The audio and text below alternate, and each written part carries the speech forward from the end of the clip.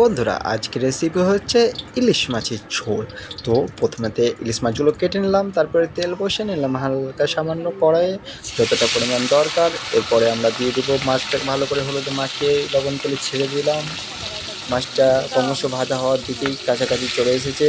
এবার একে একে সব মাছ দিয়ে দিলাম, ভালো করে মাছটা আস্তে আস্তে মেখে নিলাম তেলের সাথে।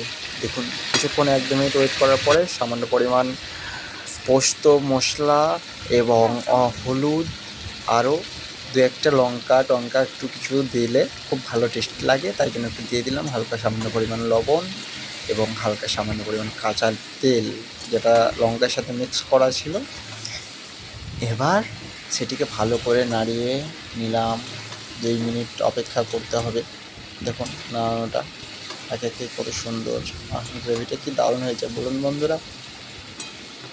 এবার হালকা সামান্য পরিমাণ জলটা দিয়ে দিতে হবে, হয়ে এসছে।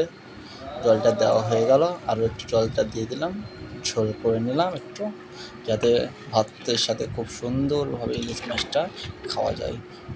কিছুক্ষণ ঢাকনা দেওয়ার পরে এবার হয়ে যাবে আশা করি। তো ঢাকনাটা আমাদেরকে এখন দিয়ে দিতে হবে, একটু দেখা যাক কেমন আসছে কালার। ঠিক আছে, ঢাকনা দিয়ে দিলাম, মাছ কমপ্লিট। Thank you.